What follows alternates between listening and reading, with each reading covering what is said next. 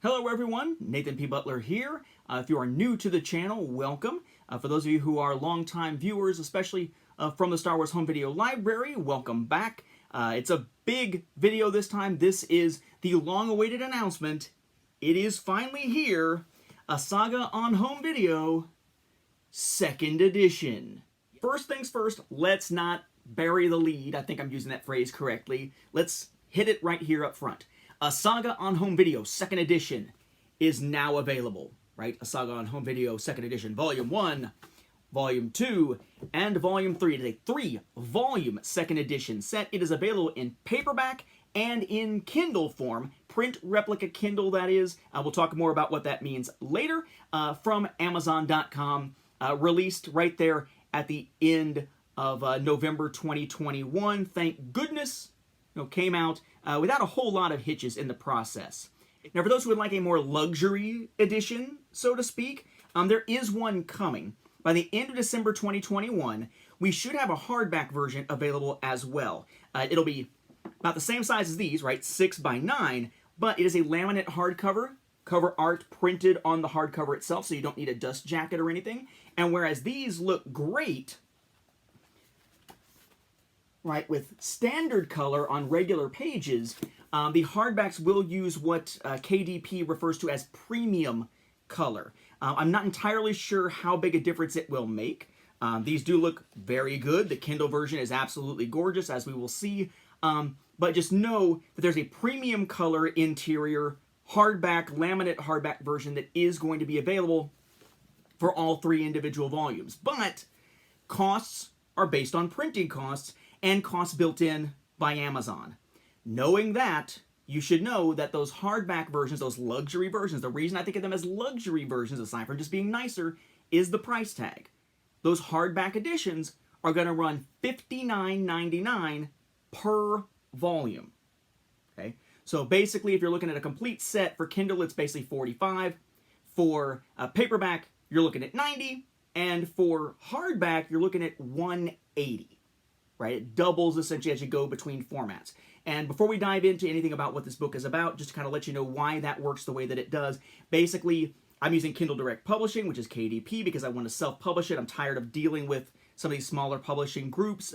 I've had some great experiences, like with Arc Beetle Press, some experiences not so much. Wanted to have full, complete creative and legal control over the volumes themselves, the pictures, and everything else. So I went with KDP. And basically, the way the pricing works is it's based on the page count initially. That gives them like a printing cost. But then when you switch between that page and the next page in the setup process, it gives you a minimum pricing. And the minimum pricing is actually more than the printing cost. I don't know why. I'm assuming it's some kind of fees or profit that Amazon builds in for itself before you ever build any profit for yourself as the author. But basically, it jumps. Like, it almost doubled from the printing price.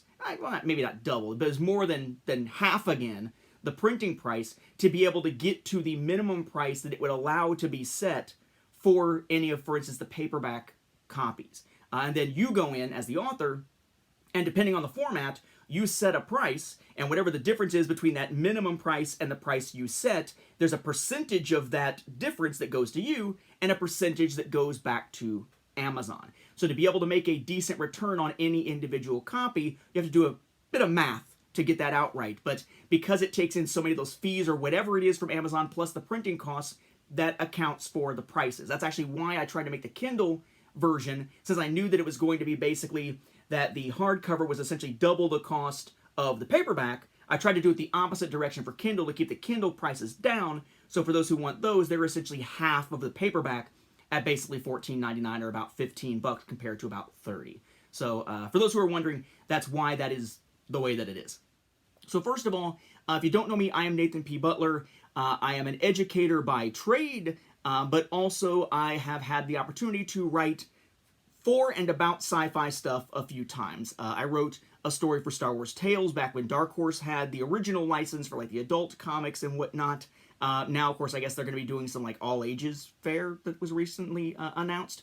I have had a chance to write for the Wars universe based on the Decipher card game. I've written for 10,000 Dawns based on the franchise from Archbeetle Press. I've written about sci-fi and stuff like some anthologies about Star Wars and Blade Runner from Sequart and so on. But my big thing within fandom was always a Star Wars Timeline Gold for about 20 years, and then I was a podcaster, one of the early Star Wars podcasters, but not the first, started in 2002, and was a podcaster for 18 years prior to retirement. And while I was doing all that stuff, one of my passions became Star Wars home video collecting. Really started getting heavily into it as my collecting of the books and comics and whatnot, which have since been mostly sold off, started to kind of end, because I'd found all the stuff that I was looking for at the time. So, after a few years of heavy Star Wars home video collecting, I sort of took the fact that there was no guide out there for Star Wars home video and sort of turned it into a passion for creating one. Kind of like I did with the Star Wars Timeline Gold and such for Star Wars, storytelling. I wanted to create sort of a narrative history of Star Wars home video, at least as far as US releases went, because that is where my passion lay primarily. Because that is where I live, where most of the major Star Wars releases come out. Others tend to be based on the ones here and so on. And information, of course, is a little bit more readily available. But there was just a dearth of sources out there. So I kind of felt like if nobody else had created a guide yet, it was time for someone to do so, and I had the passion for it. Let's give it a shot. The result in 2017 was this: the first edition of A Saga on home video. It was approximately 300 pages long.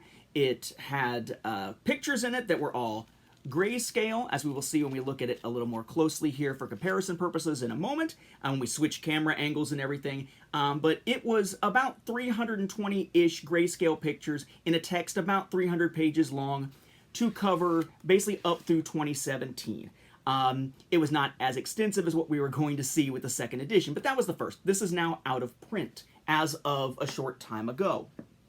Replacing it now is the work I've been working on since a year or two after this came out, when I realized releases were going to continue to come, and there's all kinds of other little weird oddball items out there that I wanted to also cover as well. So the whole thing has been beefed up. All the existing chapters have been beefed up, and new chapters have been added.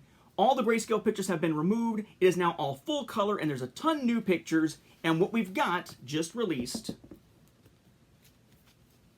is A Saga on Home Video 2nd Edition, a 3-volume set, all of which are as big or bigger than the original was to cover everything.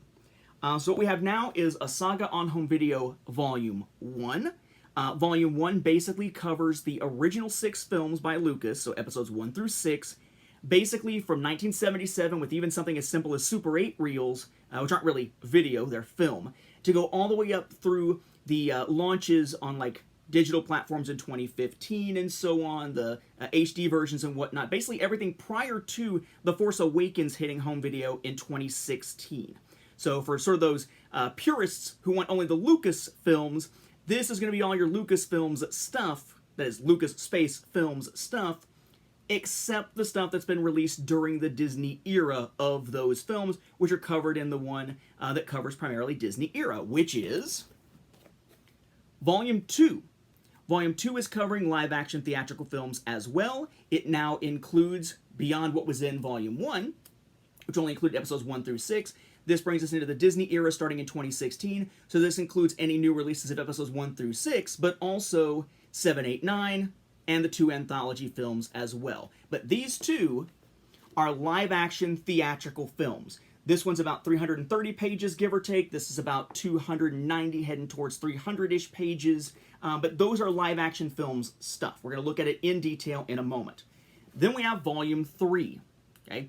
Volume 3 is going to cover everything else. So television series, behind-the-scenes stuff, weird oddball items, a little bit of everything, right? The stuff that's not episodes 1 through 9, plus the anthology films, not the 11 live-action theatrical films as seen from the U.S. perspective. I know the Ewok telemovies were thought of as live-action theatrical films in some regions, not here. They're covered in this book. The Clone Wars was not live-action, but it was theatrical, covered here with the rest of the Clone Wars, seasons 1 through 7.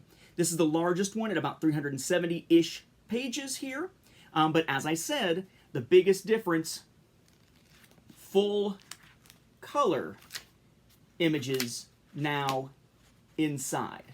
And I apologize for a little bit of reflection here. You're going to see it much better when I switch camera angles here in just a moment.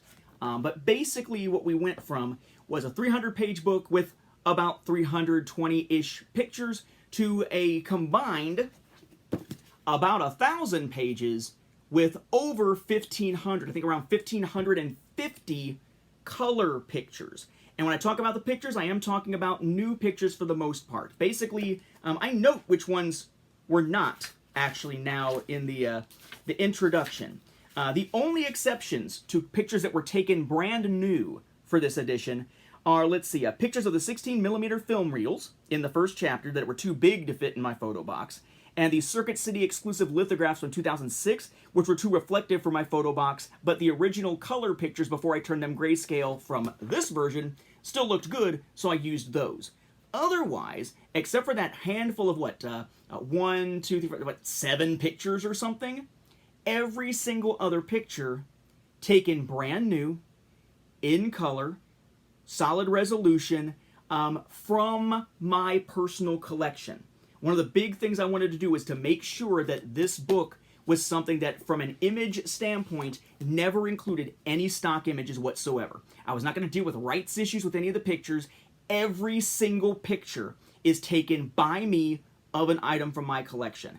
The covers were made by me in Photoshop. Okay, so there is no touch of someone else that could cause there to be an issue with legality or anything like this for this scholarly work that is, for those who are wondering about Star Wars, fair use, right, for scholarly works and whatnot, collecting guides and catalogs and things like that. But what you have here, for those who are not familiar, is a narrative history. This is not just a product guide. This is not look at the pretty picture of the home video item, here's what it's called, here's where it's from. Wonderful. That's nice for some. That's not what this is. It is a narrative history. It is the story of A Saga, the Star Wars saga, on home video from 1977, and it even mentions the 1976 novelization of A New Hope that actually sort of kicked off the publishing line, at least for Star Wars, but of course that wasn't home video. But from 1977 all the way up through 2021. The last things included are in a Disney Plus chapter in here, which is the Under the Helmet thing for Book of Boba Fett, and noting the fact that Book of Boba Fett would be hitting the airwaves through Disney Plus within a matter of basically a month at most after the book itself was launched. So whether you want to get it on paperback or Kindle, it is available now, and we are going to dive into it. We're going to do a quick tour of the paperback version without looking at what each chapter entails, and then we're going to jump over to the Kindle version. You can see more clearly. I can kind of flip through for you, and we're going to look at each chapter and what it entails, so you kind of know what you're getting with each volume here. That's why this is going to be a bit of a longer video here. One final note is that I would like to do sort of a Q&A episode again, like I did with the first edition. So if you have any questions about the book, about the process, about what's in it, about anything about the making of or favorite stuff, just whatever, any questions that you might have about A Saga on Home Video 2nd Edition, feel free to ask in the comments below. What I will do is I will hold on to those comments until I have a substantially, decent number of them, and then I will put together a video that will be answers to your questions. And more than likely in that video, I will ask if you want to ask any more questions, because that'll probably be something to extend the life of the question asking past when we finally have those hardback copies also available, so I can show you those as well. So if you have any questions about A Saga on Home Video 2nd Edition, feel free to put them in the comments. Bear in mind, though, a lot of it may be answered by what you're about to see. So if you are going to ask questions, I would ask please actually watch through the video, see the information that I provide, so the questions that you ask aren't asking things that I've already addressed in this video, so that either I don't wind up being redundant in the Q&A video, or I don't wind up skipping your question because I know it's already been asked. So feel free to ask those questions. Put them in the comments on this video. I will use them on a Q&A video soon with your questions about A Saga on Home Video. With that, with no further ado, and gosh, there's been a lot of ado, let's check out the interior of A Saga on Home Video 2nd Edition in paperback and Kindle.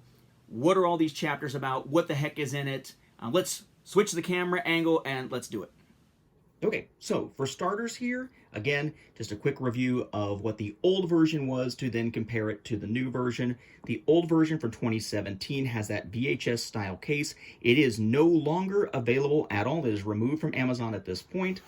It had the back that was similar to the VHS style, the spine as well with the little dot for you to pop it out and all that kind of stuff. But it's where that logo gets its origin and everything. And it did have the A Fan's Guide to U.S. Star Wars Home Video Releases actually on the cover, rather than it just being the title, my name, that sort of thing. It was about 300 pages long, just shy of 300 pages. If you count the front matter, back matter, all that kind of stuff, I want to say it was 293 pages, give or take. Inside, title page, then you had legalese page, dedication, contents, acknowledgments, and you're on to the introduction.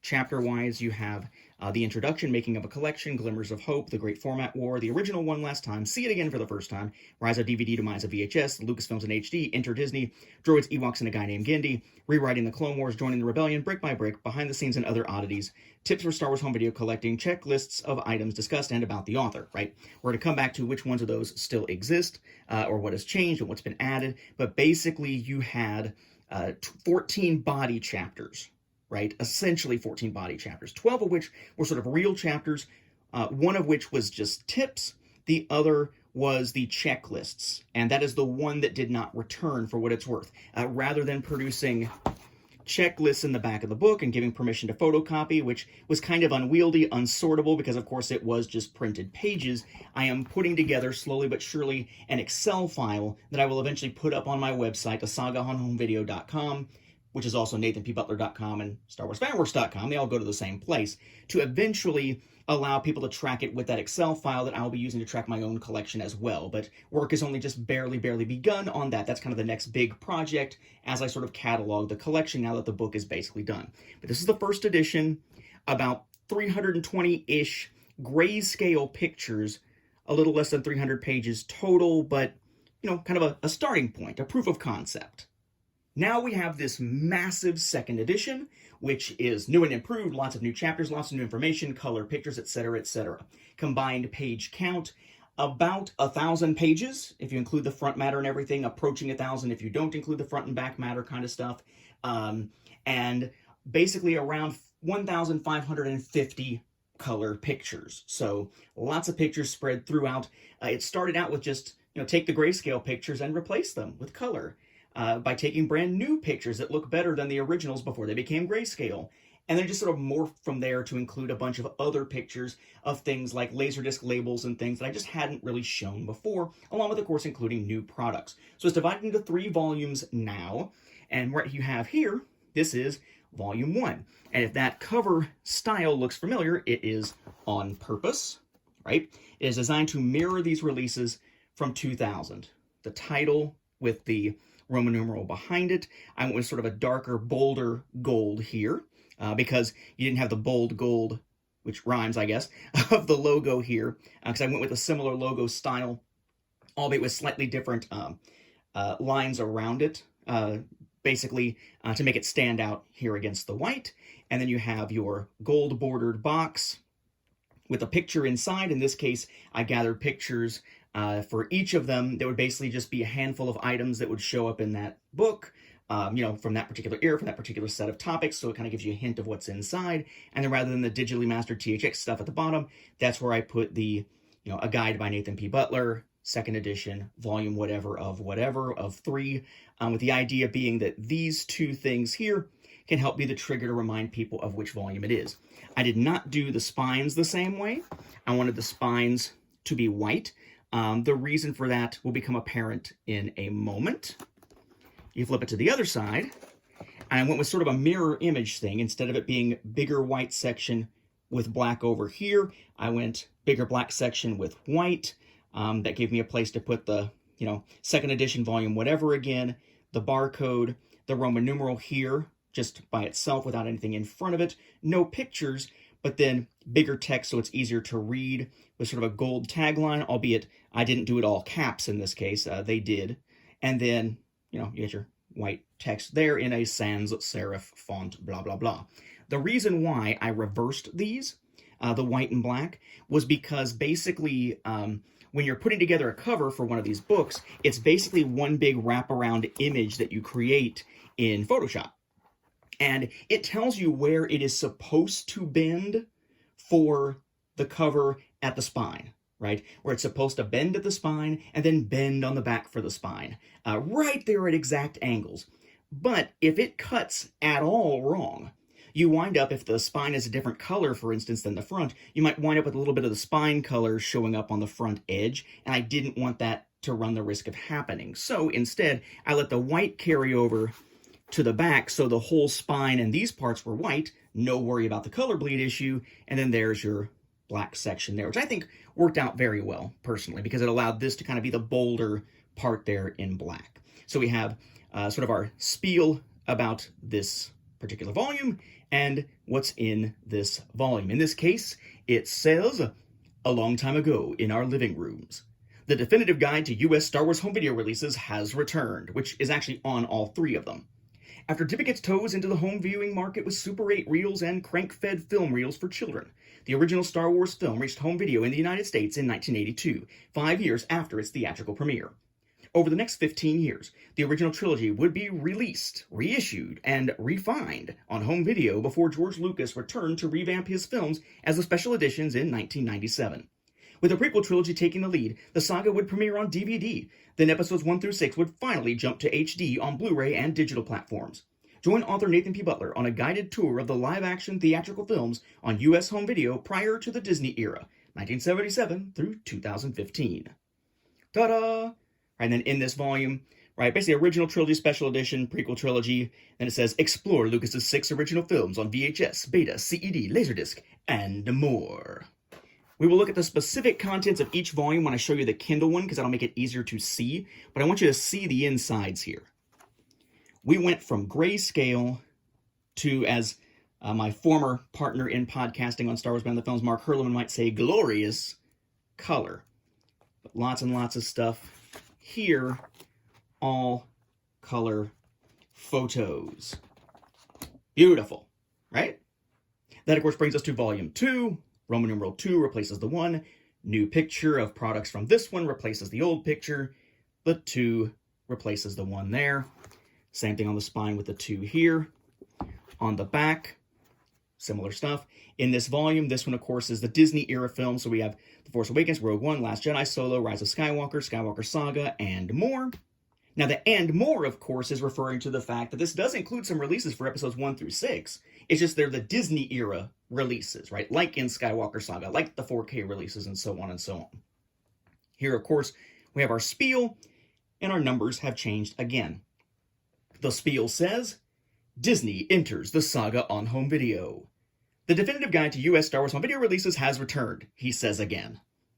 After decades of releases under 20th Century Fox, 2016 brought Star Wars film releases under Disney's banner. Someone will probably argue, 2015 was when The Force Awakens was released in theaters. Right. 2015 was when it was released in theaters. It was 2016 when we saw the first film releases for Disney on home video. A few years later, all of the live-action films would unify under Disney's home video label. What changes would this bring to the saga on home video? Then sort of a rewording here. Join author Nathan P. Butler on a guided tour of the live-action theatrical films on US home video during the Disney era, 2016 through 2021. Again, lots of fun, full color. If anyone's curious how far this goes, of course, it's covering, Skywalker Saga, but it also includes even like those reissues of Solo and Last Jedi with the new slipcovers, Solo with the interior cover but no slipcover, goes through the UK reissues that came later, including all of those UK steelbooks to go with them as well as part of those sidebars. One thing about Volume 2, I will say, is that it sort of ups the ante on the sidebars when it comes to other regions. There's a sidebar type in the book called Meanwhile in, and it's just going to name the country and give the date. So United Kingdom, Japan, wherever. Well, a lot of times these days, fans will search out what they find as the most interesting release of a new film because most modern media isn't going to be region locked, or at least most modern releases. Blu-ray can be region locked, but most Blu-rays, ABC, right? They're all region free stuff. Same kind of thing usually for Blu-ray 3D and so on and so on and so on. Or if not, it's region A. A lot of times, like the Japanese Blu-ray 3D discs are region A, so they can play in the US too, and this is geared toward a US audience because, again, US home video releases. So, what you'll find is that aside from all the US releases of the Disney stuff, this also includes sidebars that cover all the UK ones, all the Chinese ones through Blue Fans, all the South Korean ones, and the most elaborate Japanese version from each film's release and its Skywalker Saga release. So lots of cool sidebars in here to kind of go with everything else, because a lot of times we're doing a lot of sort of comparing across regions now because products tend to differ much more widely than between some regions in the past. In some regions, yeah, it has been pretty wide in the past, but it just kind of depends on where you're looking. And in this case, since more people are looking, you can do a lot more international buying these days of the films at launch more easily through internet commerce. Those are included as a massive set of sidebars to really sort of give this an international feel in many respects for the second volume. And then finally, before we break it down and start looking at the chapters on the Kindle versions, our last paperback edition here, Volume 3 down here. There's our images, kind of like the very eclectic mix of stuff that is in this one. This is basically going to be the everything but the live action films one. Notice it's thicker here. Got your information on the back again. For what it's worth, if you count the front and back matter as well, Volume 1 is 338 pages, Volume 2 is 294, so just one page more than the first edition. And then Volume 3 here is the biggest at 372. But again, it covers everything but the live-action film, so it does have to cover a lot of ground, including a ton of stuff, for instance, for Clone Wars. So, we have in this volume, Droids, Ewoks, the Ewok films, Clone Wars 2D microseries, the Clone Wars, Rebels, Resistance, Disney Plus content, Lego Star Wars behind-the-scenes programs, tips for collectors, and much more. The much more part is because, among other things, there is a whole chapter in here about just the oddball stuff that doesn't fit anywhere else. And yet, because it doesn't really fit anywhere else, there's not really a way to phrase that well in that little list there. Then, of course, we have our back cover text. It does have a play on words here, of course, with Star Wars Beyond the Films, the podcast that I hosted for years with Mark Hurleman. Jim Lehane has now taken my place on that show now that I've retired from podcasting, aside from Patreon commentaries and such. What we have here is Star Wars Goes Beyond the Films. The definitive guide to U.S. Star Wars home video releases has returned, and the 11 live-action theatrical films were only the beginning. It's time to explore the saga on the small screen, from its earliest television programs through its blockbuster fare on Disney+. In this final volume, we examine cartoons, television movies, streaming content, behind-the-scenes specials, and strange items that stray far from the norm. Join author Nathan P. Butler on a guided tour of the saga in animation, live-action television programs, glimpses behind the saga, and more as the journey through a saga on home video concludes. And once again, a crap ton of color images here. Lots and lots and lots of them, right? So just as a reminder, if you're looking for the paperback copies, they are already available on Amazon. The paper copies are $29.99 each. So this is sort of the standard version. They are what is referred to as standard color. Okay, so nice color images, very clear color images, standard paper with those color images on them. So not glossy paper. It's not going to reflect in your face or anything. The only thing glossy about them is the finish on the cover there. I think of these three as sort of like the standard edition because the original was paperback as well. 6-inch by 9-inch paperback. All right, so now let's talk the Kindle version. One of the things I was asked about a bunch for the first edition was, is there any way we can get this as an ebook in digital form?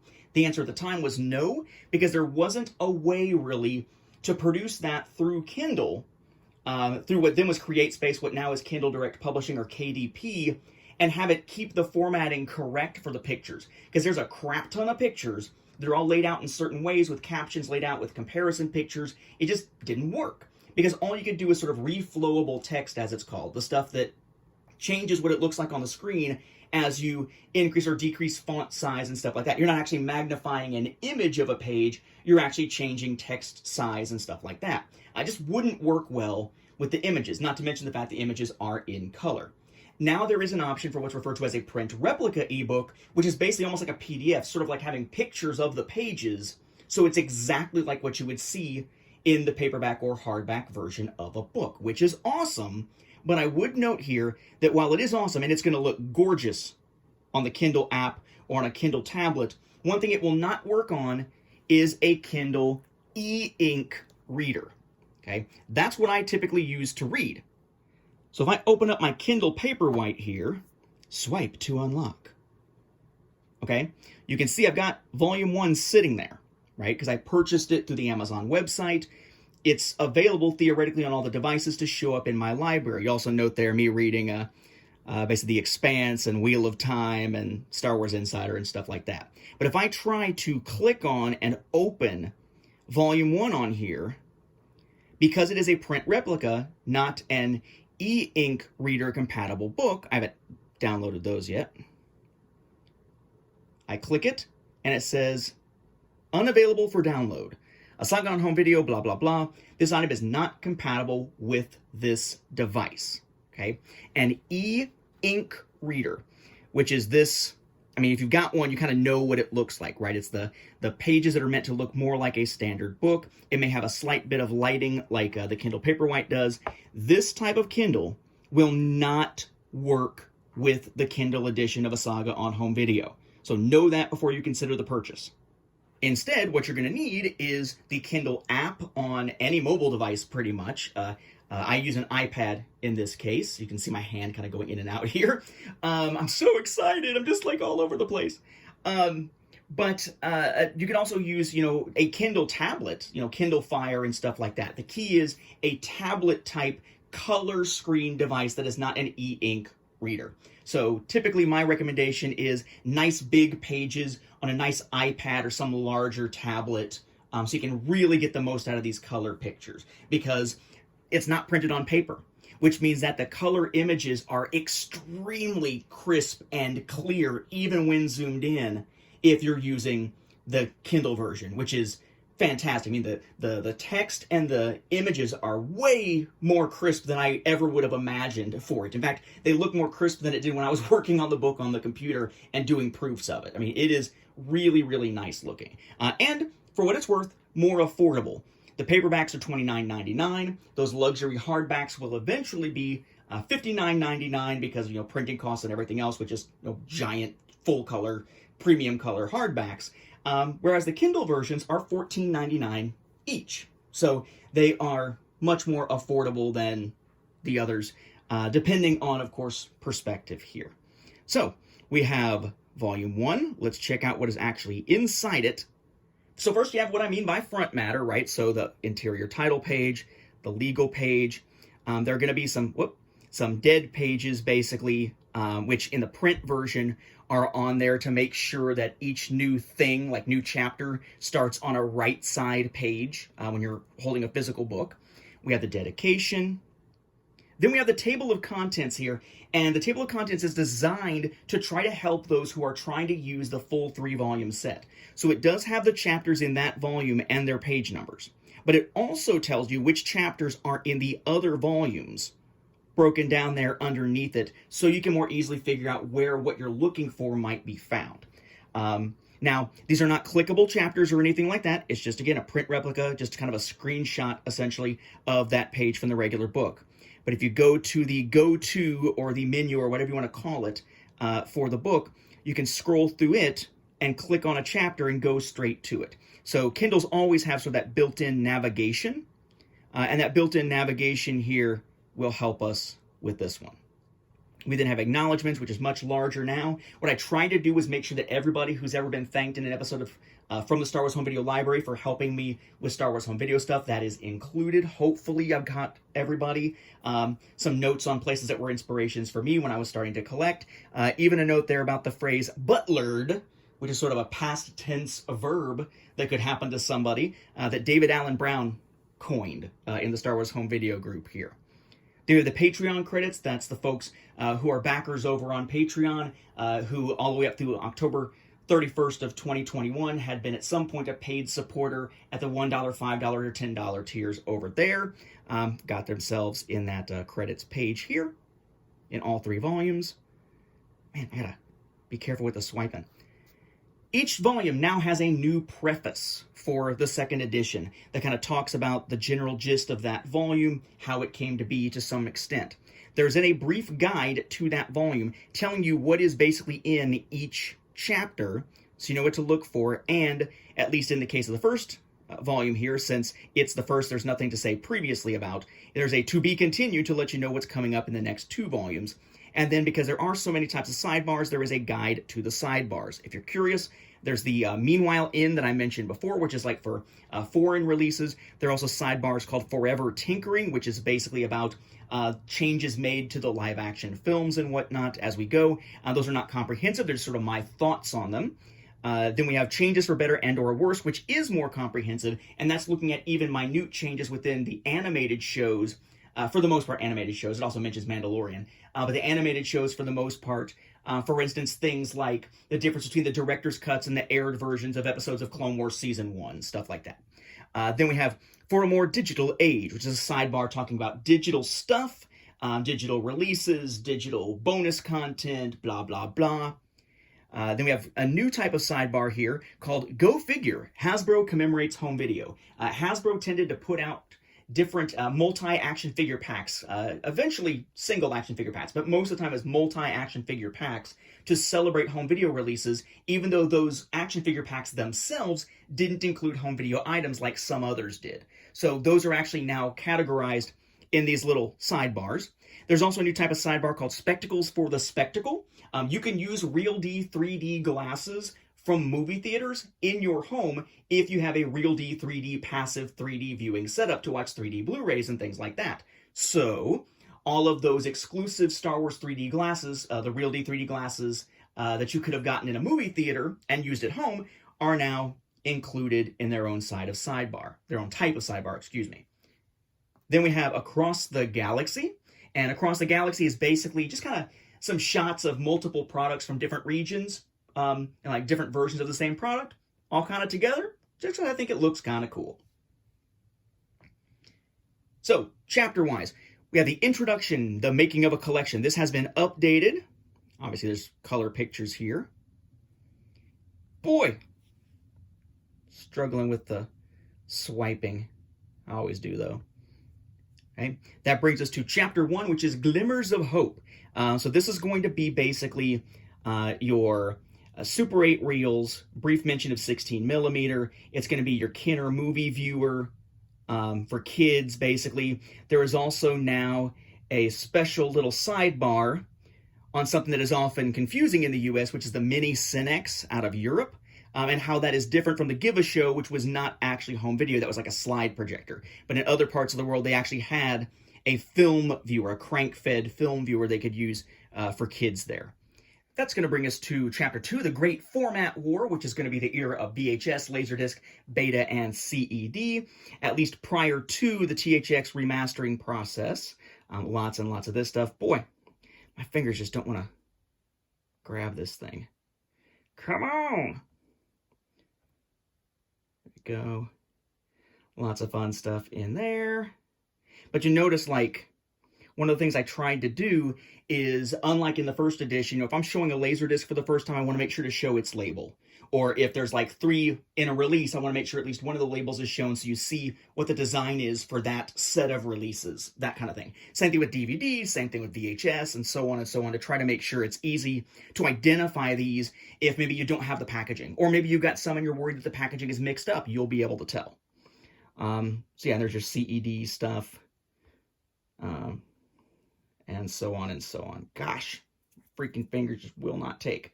All right, so that jumps us to Chapter 3, which is going to be the original One Last Time, right? The THX Remastered editions, which is going to start with the Definitive Collection in the US.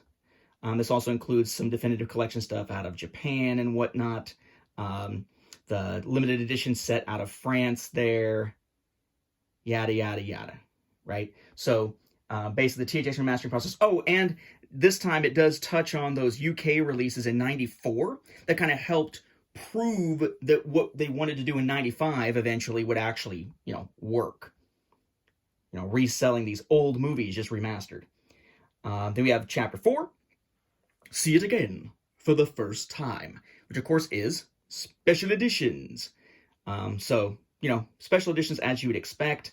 Again, labels being shown, freebie, giveaway stuff being shown.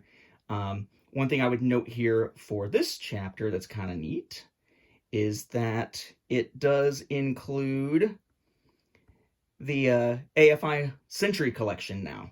Those giant boxes of stuff, right, that included A New Hope. So that's in there. Chapter 5, Rise of DVD, Demise of VHS, a name that I will play off of in Volume 2 as well. So this is going to be the latter days of VHS and Laserdisc, well, really VHS. The only Laserdisc in here is the one from Japan for Phantom Menace, but the latter days of VHS for Star Wars, and then the beginnings of DVD. So this is basically from Phantom Menace's first release on VHS all the way up through basically the immediately before what we saw with the 2011 Blu-rays and whatnot here. So a pretty large chapter, but it includes, among other things, just kind of thinking of stuff that I, kind of enjoy looking at. There's lots of, oddball items, like there's the George Lucas AFI set, including all the swag that you could get with it and everything. But one thing that I am glad of, I do have all the different club packaging variants included as well now. But one thing that I do like, if I can figure out where it is, I guess I skipped it here. 2000. Oh yeah, it's going to be near the beginning of the chapter. Duh. Is when we find weird things with like label differences, those are included here as comparison shots now. So like 2000, there's different label variants depending on widescreen and full screen, or depending on if it was actually printed in 2000 or 2001. And of course, there's that weird thing with Return of the Jedi having the wrong Roman numeral to go with it on some of those from 2001. So, lots of stuff in there. It's a pretty large chapter.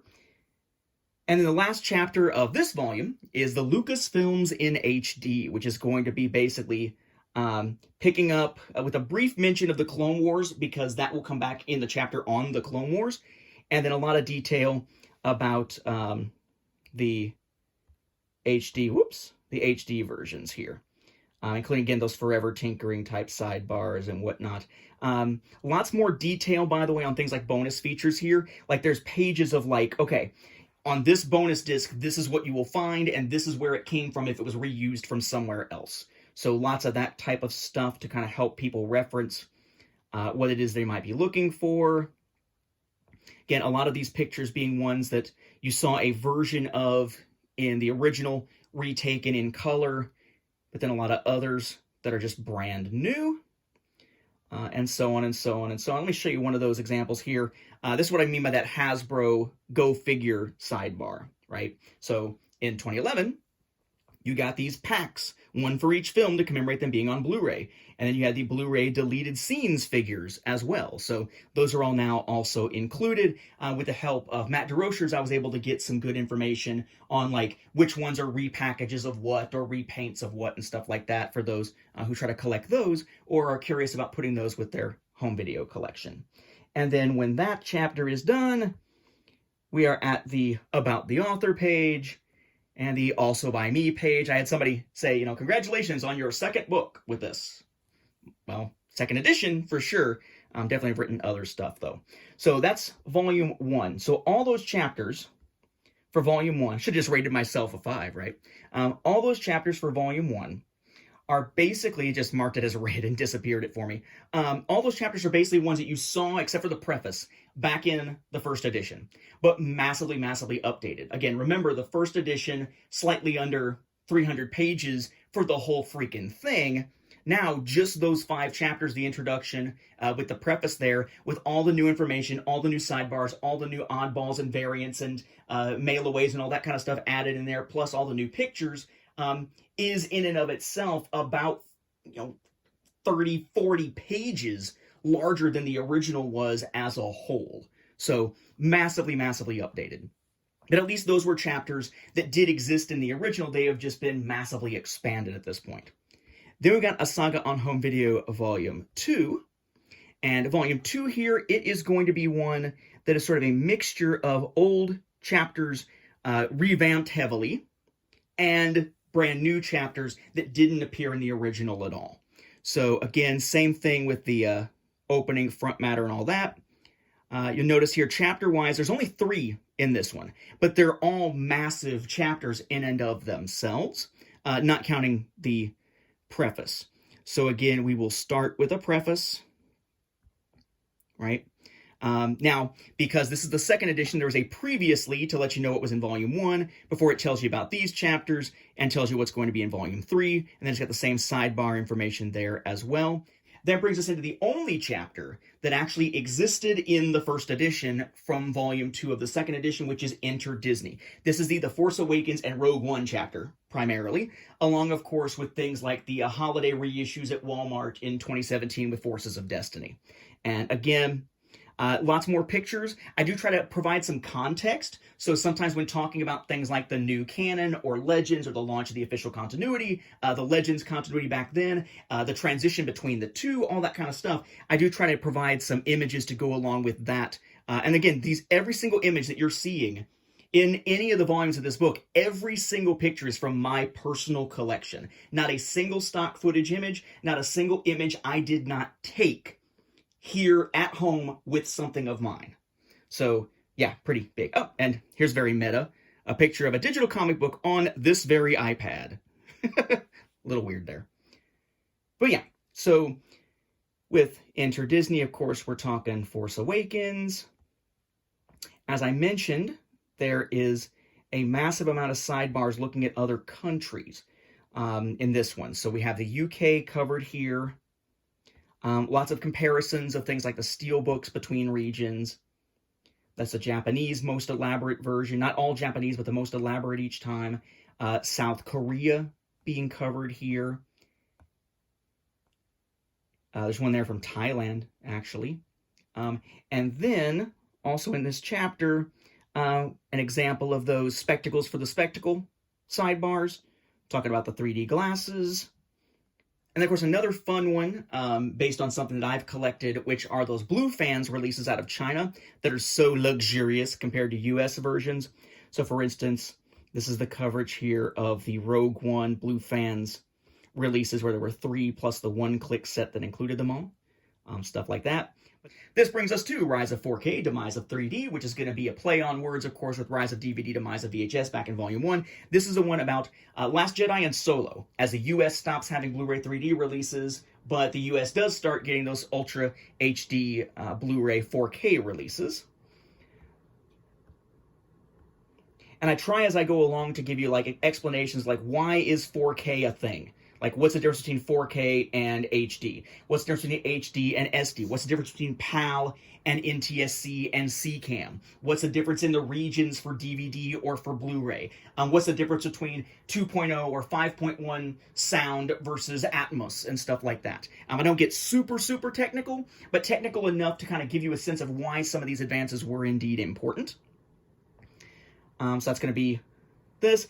I do like the fact, and this is something that I have to thank Matt Fry for, who donated a whole bunch of stuff of his collection into mine a while back, is that he actually was obsessed enough, more power to him, to actually get enough multiple copies of the Walmart version of Last Jedi and the Target version of Rogue One that I can actually show all of them together with those alternate covers in one shot, which is pretty awesome. But yeah, so that's your Last Jedi, and flipping over here, lots and lots of Last Jedi, and your Solo chapter, like there's Target Solo. But you notice there are even stuff like the Metal Earth Millennium Falcon was on there. I built that so I could show it on the show and show it in the book. May I say never again to anything Metal Earth. My fingers still hate me for it. That then brings me to Chapter 9, which is, of course, a play on the title of the final regular issue, issue 107 of the Marvel Comics series back in the 80s from Marvel. I think I just said Marvel twice. All Together Now. So this one is going to be basically your story of how 20th Century Fox gets bought from 21st Century Fox by Walt Disney Company, what that means for the franchise, the Black Border releases, the Rise of Skywalker stuff, the Skywalker Saga stuff, those annoying Walmart exclusives. Let's see, gets to some of the pictures here. Yeah, it's like Rise of Skywalker stuff. Oh, even stuff like the buy and keep versions out of the UK, where you can see like how the packages are marked in case you want to get that particular weird variant there. Different discs, disc comparisons, comparison shots of what the interior looks like for the US version versus, say, the Japanese version, where they don't have the disc slots because it's an art book. All that kind of stuff, leading to, as I mentioned previously, images from the UK of all those recent steelbooks and stuff like that.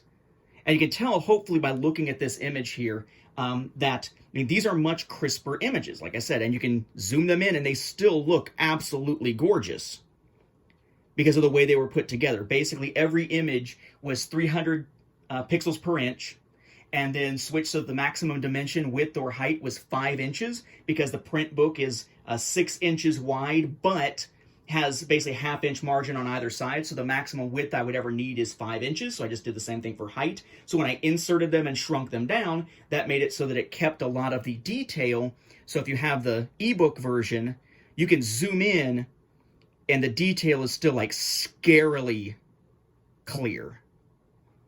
And of course, if you're looking at it on a nice screen like this, as opposed to a piece of paper, it's going to come out without any of the, the feel of being on a paper surface with the grain and everything. So definitely, I think the Kindle, I haven't seen the hardback ones yet. The proofs are still coming. Definitely, I would say that the Kindle version looks nicer from a visual stunningness standpoint, which I'm sure is not a word, even compared to paperback.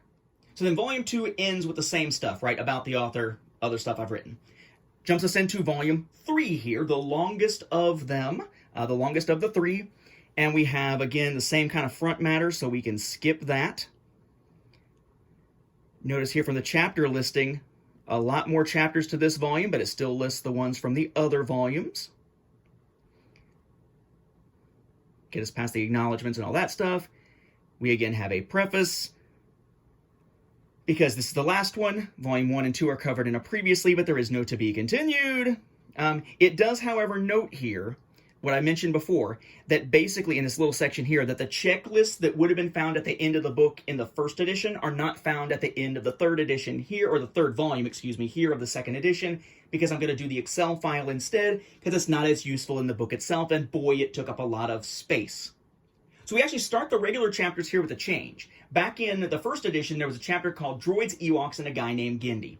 And it was basically trying to encapsulate all the stuff from before the Clone Wars. All what we would have thought of as the C canon stuff in the Legends era before it jumped into T canon stuff with the Clone Wars. But that meant that it covered droids and Ewoks and the Ewok telemovies and the Clone Wars microseries together, despite there being a massive amount of time between the end of the earlier stuff and the Clone Wars 2D microseries from Genndy Tartakovsky. So instead, I pulled that out, and now Genndy gets his own chapter, which meant that this one changed its name, so now we have Teddy Bears, Tawanis, as in Mace and Sindel and so on, Tawani, and Trouble Again, as in the, beginning song of droids. So there's a brief mention there of the holiday special, and information about the story of the faithful Wookiee and how it changed a little bit for Disney Plus and the different times it was released as part of a Blu-ray set, and how to find it, that kind of thing, which jumps us then into starting with the Ewok telemovies. Again, taking a look at different variants. We've got some Japanese ones here to look at as well, modern flipper disc ones, all that kind of stuff. Yeah, that time that they actually sold it with Willow in Spain, right there, right? And then we've got, in the same chapter, we've got all the droid stuff as we go. This is what I mean by those changes for better and or worse. If you haven't seen the first edition, detailed breakdowns of specific changes made. Like in this case, what did they do when they took 4 episodes of Droids and sort of bastardized them into a movie version to put on home video? What did they do? What did they change? What got moved? What new lines were inserted? What was completely cut from the episodes? That sort of thing.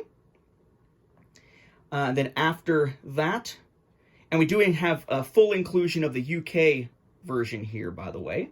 That had a much better run of it than we did. We have Ewoks, including stuff like the weird thing with the Ewoks Volume 1 issue with the label, where like the single episode Volume 1 just sometimes had the wrong label on it that made it look like there should be 2 episodes on it. You know, and continuing on through to wrap up with the box set of those 3 types. But then the Genndy Tartakovsky series gets its own chapter now, which is Genndy Goes Micro. And that gives us, of course, the Clone Wars Micro series, as you'd expect. But you might think, well, how on earth is that going to fill enough to be a chapter? Even with these cool, you know, packaging variants and the long boxes and the exclusives and everything. Well, it does have some of those figure packs, but then we have those bonus lightsaber action DVDs, right? That included episodes of the series in lightsaber toys. So those are also included in here as well, in great detail from one to the next. Which brings us to one of the biggest chapters in this one, perhaps the biggest, which is rewriting the Clone Wars. This is the chapter about the Clone Wars lifted from the original and greatly expanded in this case. Lots of new images and stuff like that. You know, so we got like the Walmart exclusive version of the film, the Steelbook version of the film. I have made a point, by the way, on any of these code slips to purposely block out where the code would be, so it's basically a blank space that was just done in Photoshop, just to make it so there's no actual codes. Nobody's trying to use codes that have already been used and driving themselves nuts with all the possible codes. Those are some foreign releases there. Even stuff like the Toys R Us exclusive release that's so incredibly rare on there. Congratulations, by the way, to Justin Richard for recently getting his hands on one of those incredibly rare Toys R Us versions. The different individual volume releases shown from the UK and also shown from Australia when they were still doing it. The toy packs that included DVDs as well, along with an example of how the game actually that was included, little game pieces actually played, which I thought was kind of a fun thing to include. But lots and lots and lots of Clone Wars stuff. Eventually talking about, you know, the sort of post-season 6 stuff getting into canon, heading into Disney Plus, and the longly awaited, longly is probably not a word, long-awaited arrival of season 6 in the UK. That brings us to what was sort of an incomplete chapter back in the first edition, which is Joining the Rebellion. This is chapter 13, looking at Rebels, which had not finished airing at the time of the last release. So we got stuff in here too, like, you know, the Ghost model put together. Comparisons of those weird stickers on the DVDs and Blu-rays where it's like the DVDs were actually pointing you to buy the Blu-rays, not themselves. The steelbooks from the UK are in here as well. But that's basically, you know, just what you would expect from a chapter on Rebels. We then have a very short chapter here because there was only one home video release, which is a home video catastrophe, looking at Star Wars Resistance, a brand new chapter here. So, not a lot. Your one image there, some changes, talk about how it went digital. That's about it. And that brings us to the chapter that was named by Jared Bell, who came up with a much better chapter title than I could ever have come up with. Thank you very much, Jared, which is Empire of Streams. This is the one that sticks with the idea that we're looking at the serious content for the most part, but then also tries to take in all of Disney Plus kind of in a shot here. Obviously, with Disney Plus content, there's not going to be much in the way of images, but I did find a way kind of around that, because when we start talking about visions, I include some other instances where manga, rather than anime, has been brought in to the US for Star Wars, and the Ronin novel that is based on Vision. So at least there's some images there to go with it. And then that brings us out into sort of like a parody stuff, which is the Lego stuff in this case, with Brick by Brick, a chapter that appeared in the first edition but has been greatly expanded again.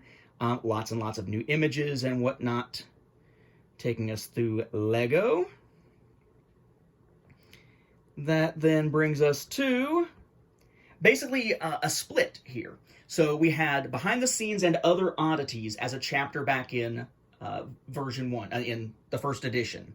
That was basically behind the scenes stuff and the weird stuff that didn't fit anywhere else. But it struck me that behind the scenes stuff, if it was a big enough group that it merited being named separately to the oddities in the title, why not separate them into 2 different chapters? So now we have, instead of Behind the Scenes and Other Oddities, we start with Behind the Curtain here.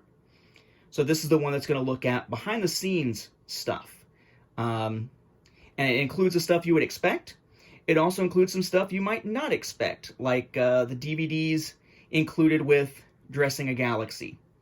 The DVD included with Sculpting a Galaxy.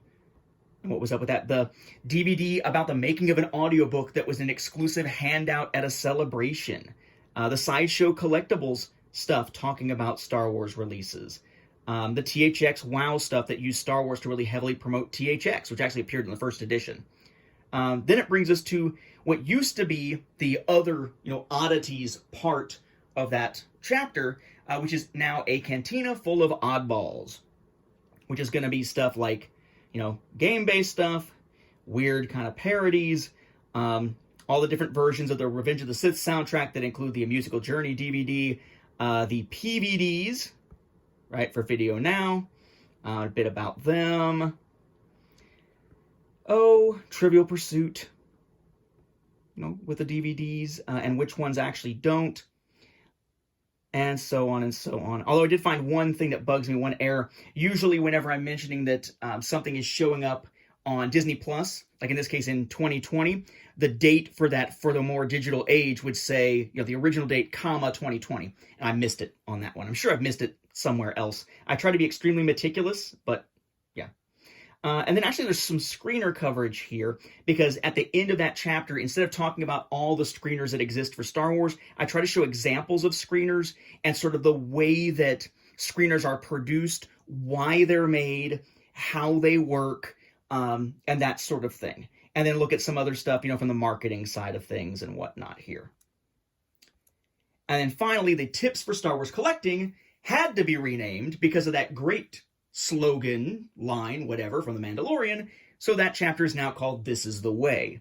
And aside from having expanded suggestions and tips, it also includes a lot of, well, what about type images? Like, you're talking about what you're going to collect, which is what this particular one is on. Like, what, is a complete collection to you? What do you want to pick up? We have stuff like, what about foreign editions with bilingual packaging? What about copies that are designed to meet the needs of those who are visually impaired? What about the pins to promote it? What about t-shirts that are designed to look like home video releases in their packaging, or notebooks that do so? What about when there's just a different sticker for Voodoo versus something else kind of stuff? Pre-order pieces, weird shelf displays, and so on and so on and so on. Signed stuff. What about tangential stuff like Spaceballs or Willow? Willow gets a picture here. Spaceballs does not. I think at some point I mentioned Spaceballs and just the fact that it can have a book of its own, and no, I'm not going to write one.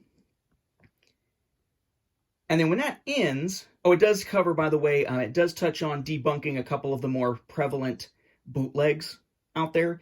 This being the obvious one, so it doesn't really go too much into that, but that Ewok Telemovies bootleg, and then the Complete Saga one mentioned, fan-created covers and kind of the idea of that, and so on, right? But then, unlike the original that just sort of ended at the end of that chapter and dove straight into the checklists and that was it, now there is an actual afterword. And if I may, to give you sort of a sense of how this ends here, before we jump back to regular me talking as opposed to the camera pointing at the iPad, we end this with what I think is an important set of ideas, if I may. And I think that this bears saying enough that I should probably say it here, right? For those who are interested enough in home video collecting for Star Wars that you've watched this entire video about a book or set of books about it. So I say, if I can quote myself, not all change is negative, of course, talking about how the number of physical releases is dwindling, it's mostly going digital. Not all change is negative. Could any of us have imagined just a decade ago that we would witness the launch of so many new Star Wars television series, Or that Star Wars films would return to the big screen for 5 more films in just 5 years, when each previous trilogy had taken 6 years for just 3 films.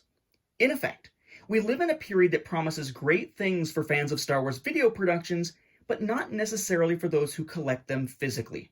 We as fans and home video collectors need to be ready for the possibility that the Star Wars home video library, at least in terms of the physical goodies we so love acquiring, may cease expanding, or something near to that effect, in the years to come. Does that mean we will stop collecting? For some, it might. For others, it will provide an opportunity to circle back to pick up releases missed along the way, without the ever-present vigilance for new releases that has defined most of our days as collectors. It is an era of change, whether we welcome it or seek to hold it off as long as possible. As Shmi once told Anakin, you can't stop change any more than you can stop the suns from setting. She was right. But so was Luke when he reminded us that no one's ever really gone. This collecting community will continue to exist long after the last physical release of a Star Wars production disappears from store shelves.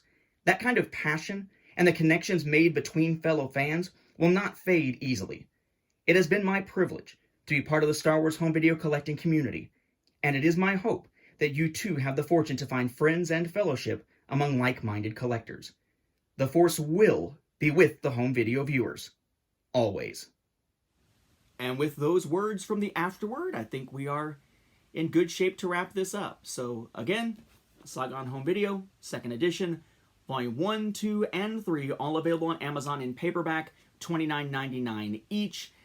They're also available on Kindle. That is the print replica version for Kindle. They can be found for Kindle tablets and for the Kindle app on various devices for $14.99 per volume. The luxury hardback edition will be coming sometime, hopefully by the end of December 2021, for $59.99 per volume. Yeah, if you have any questions about it, now that you've watched the video, drop them into the comments, and I will try to include as many as I can that are still relevant within the Q&A video coming up about the book. I really appreciate you guys watching this far. I appreciate all your support over the years with from the Star Wars Home Video Library and the Star Wars Timeline Gold. I mean, I've been doing fandom projects since 1997 in some form or another. I feel like this is like my magnum opus kind of thing now. Like, this may be my last major fandom project to do, aside from making, the spreadsheet to track this stuff to kind of help folks who are collectors like I am. And it feels good. It feels very good to be at this point. But I definitely would not have gotten here without the support of those who can kind of by my side in one form or another over these decades, especially with this in the home video community over the last almost decade, since I really kind of dove heavily into the home video stuff. So thank you very much for your interest, and that Q&A video will come very soon, as will a video once the hardbacks are out. Thanks.